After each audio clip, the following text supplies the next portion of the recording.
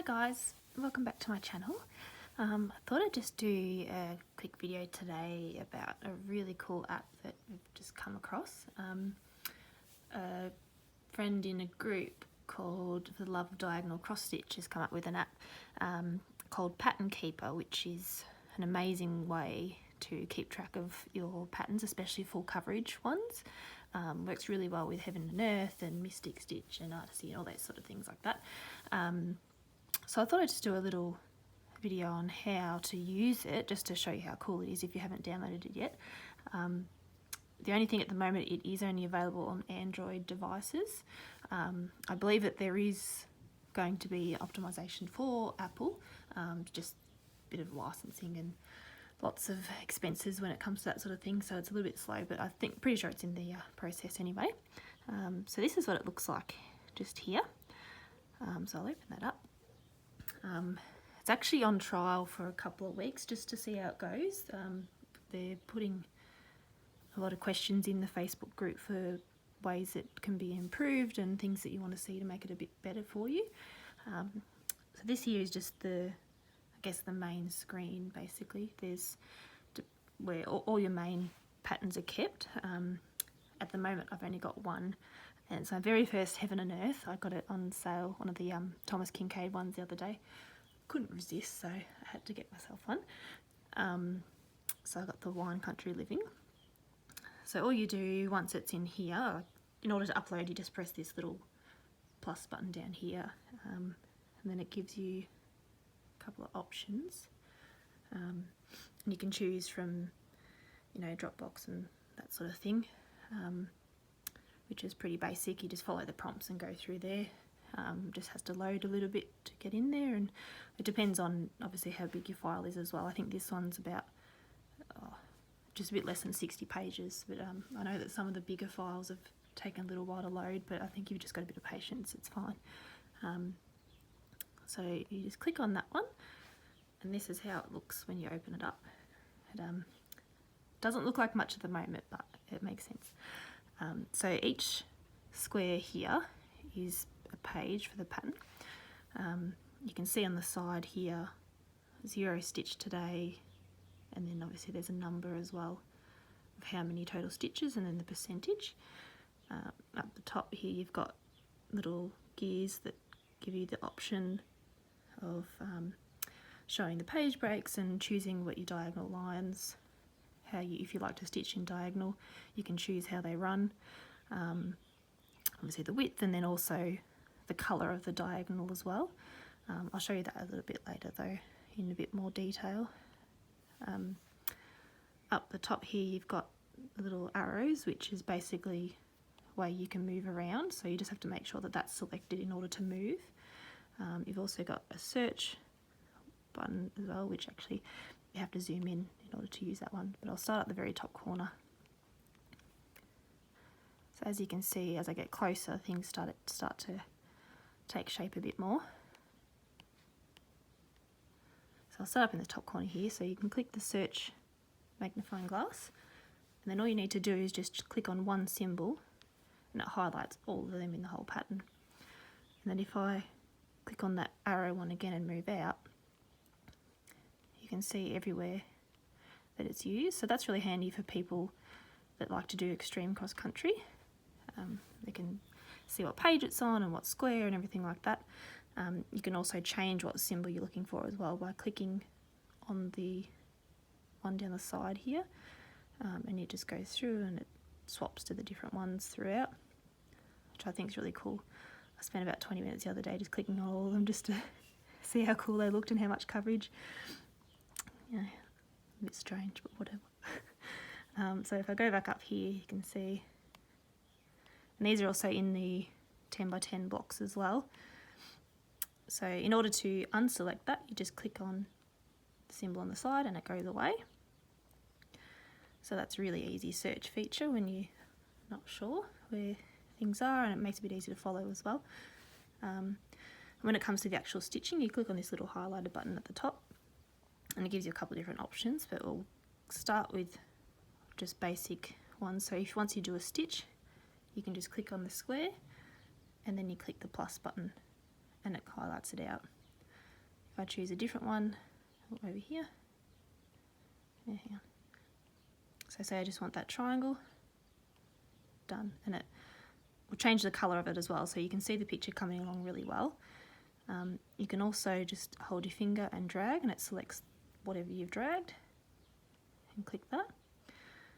And then if you decide, or you accidentally click on the wrong one, make a mistake, oh, I don't know what I did there, you can just highlight, and it gives you the option to not go ahead with it basically, or you can click on the little frog, which frogs everything. So you can highlight all those, frog. You don't have to drag as well, you can just tap and frog.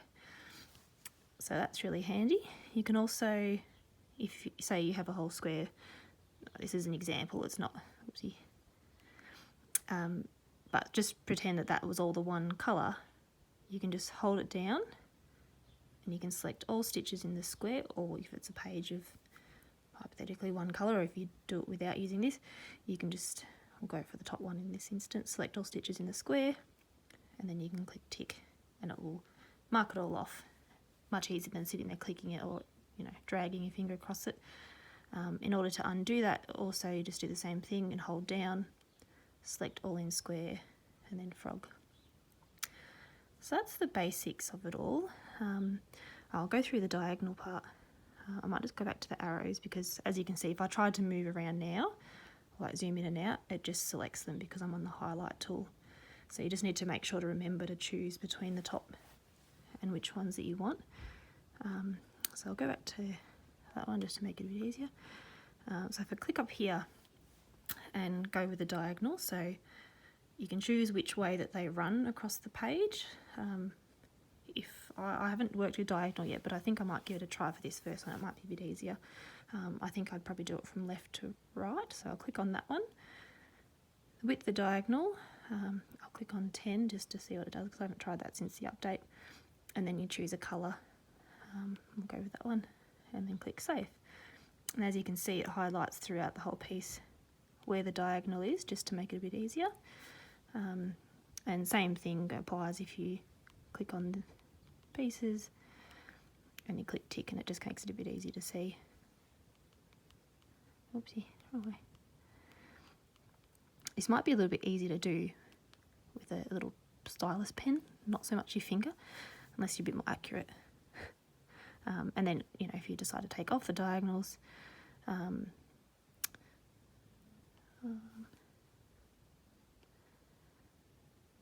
no, and then you just, I'm pretty sure you just choose that one, yep, and then it gets, oh no, that's the white ones.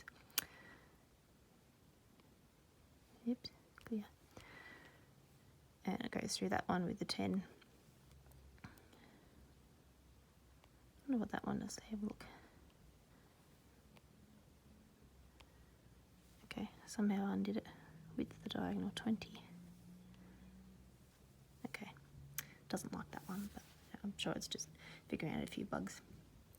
On the side here as well, you've got all your different colours that you use throughout, so that you can just scroll through there and see what you're looking for. Same thing, you can click on that to highlight. If I zoom out again. So you don't have to do it necessarily in here. You can just click on the one that you want and go from there. If you are doing quite a large area that's got lots of coverage with the same symbol, you can also hide it by this little arrow here, and it just brings up a bigger pattern section for you, which is really cool. Yeah, so that's essentially the basics of it all.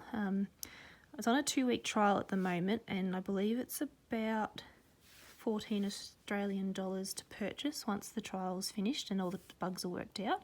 I think it's about $8 US or so, which in my opinion, it's pretty good. Like, you know, if you're working on a project that's such a big coverage, you want to make sure it's all done, you know, with the least amount of mistakes as possible. And it is nice to be able to have something on an actual tablet instead of just having it as paper forms. You know, obviously that gets wrecked and scribbled on and all that sort of thing, but I might actually even get it printed out as well, just so it's like a backup copy.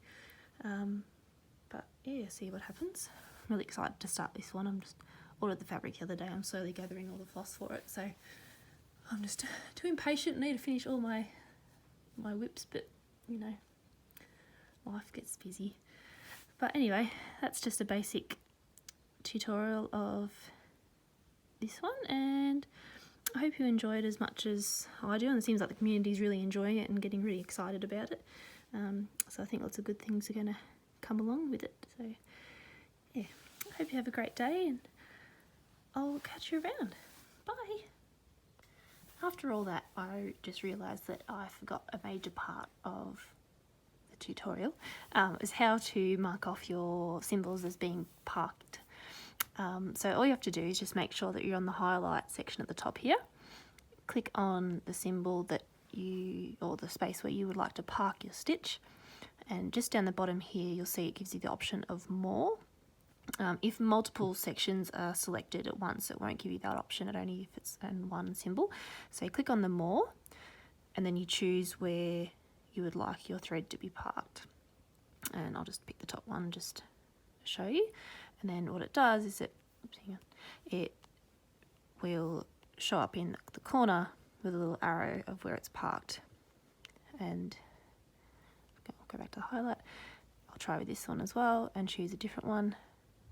And it just changes the arrow to the corner that you have it parked in, just to keep track of it a little bit easier. Save a bit of confusion with parking. And same as before as well, to get rid of them, you just click, oh no, you have to click more again, and then not parked. And then in order to complete that stitch, you just click on that and tick. So yeah, that's just the last bit that I forgot in that other section. I think that's about it. Hopefully I won't think of anything else that I've forgotten and have to edit the video again. I hope you enjoyed it. Thanks guys, bye.